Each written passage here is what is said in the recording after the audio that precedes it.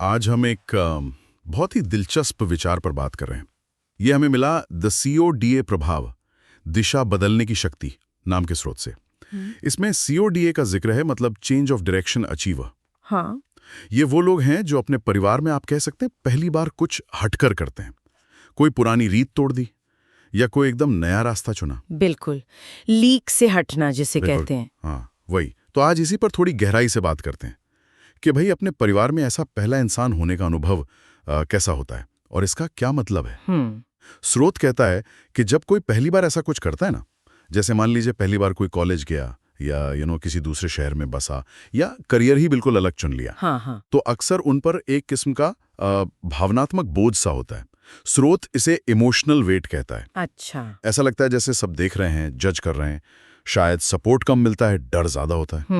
इसे कोडा का संघर्ष भी कहा गया है। ये क्या सिर्फ एक एहसास है या इसके पीछे कोई गहरी वजह है?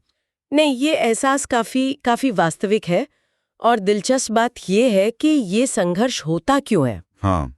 क्योंकि परिवार जो है ना, वो एक व्यवस्था की तरह काम करता है। उसका अपना एक संतुलन होता है, एक स्थिरता होती है। ओके। तो जब कोई सदस्य उस सेट पैटर्न से, उस ढर्रे से हटकर कुछ करने की कोशिश करता है ना, तो वो जाने अनजाने उस बैलेंस को, उस संतुलन को चुनौती दे रहा होता है। अच्छा। हाँ, ये तो है। और पारिवारिक व्यवस्थाएं वो नेचुरली, स्वाभाविक रूप से इस बदलाव का प्रतिरोध करती हैं। वो अपनी स्थिरता बनाए रखना चाहती हैं। समझ गया। इसीलिए वो जो भावनात्मक बोझ की बात है ना, वो सिर्फ एक एहसास नहीं है, वो उस व्यवस्था के प्रतिरोध का एक तरह से नतीजा है। हाँ, ये नजरिया इसे समझने में मदद करता है कि ये सिर्फ मेरा अपना डर नहीं है, ये कुछ सिस्टमिक है। बिल्कुल, एक सिस्टमिक तनाव है। पर कहानी यहीं खत्म नहीं होती। मजे की बात यह है कि यही संघर्ष, यही तनाव अपने साथ एक नई किस्म की, एक नई एनर्जी भी लाता है। हाँ, कैसे? जब कोई कोडा अपना रास्ता बनाता है, मुश्किलों के बावजूद, तो वो सिर्फ अपने लिए नहीं कर रहा होता। वो अनजाने में ही पूरे परिवार के लिए नई संभावनाओं के दरवाजे खोल रहा होता है। और इसका असर वो तो वाकई देखने लायक होता है। इससे कोडा इफेक्ट कहा गया है। अच्छा, कोडा इफेक्ट। हाँ, जैसे चचेरे भाई बहन या छोटे रिश्तेदार वो प्रेरित होते हैं, अगली पीढ़ी को एक जीता जागता रोल मॉडल मिल जाता है। सही बात है। और धीरे धीरे, हो सकता है वक्त लगे, पर पूरे परिवार की सोच में भी बदलाव आने लगता है। हाँ। वो नए आइडियाज को स्वीकार करने लगते हैं। बिल्कुल। ये जैसे एक चेन रिएक्शन होता है ना, एक से शुरू होकर पूरे समूह को ऊपर उठा सकता है। हाँ, और अगर हम इसे थोड़ा और बड़े पैमाने पर देखें तो ये दिखाता है कि कैसे एक अकेले इंसान का फैसला, उसका साहस पूरे परिवार के सिस्टम में पॉजिटिव, मतलब सकारात्मक लहरें पैदा कर सकता है।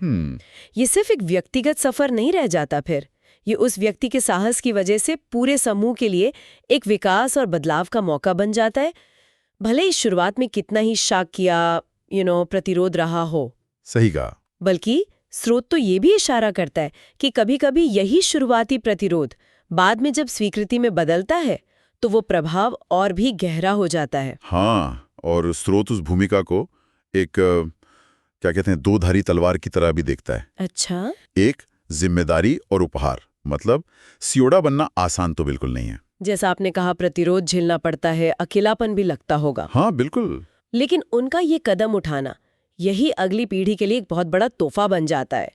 उनके लिए रास्ते आसान हो जाते हैं। यहाँ तक कि स्रोत में एक विचार ये भी है कि ऐसे लोग मानो बिना कहे ये कह रहे होते हैं, मैं यहाँ पुराने ढर्रे जो शायद अब काम के नहीं रहे, उन्हें तोड़ने के लिए हूँ। वाह। इसे एक तरह की गहरी, लगभग आध्यात्मिक जिम्मेदारी भी माना गया है। ये सुनने में थोड़ा भारी लगता है। स्रोत इसे कैसे समझाता है?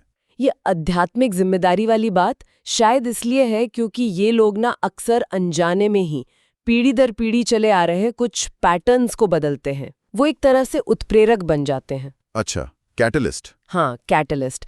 वो ना सिर्फ अपने लिए बल्कि आने वाली पीढ़ियों के लिए भी संभावनाओं की जो सीमाएं हैं ना, उन्हें आगे धकेलते हैं।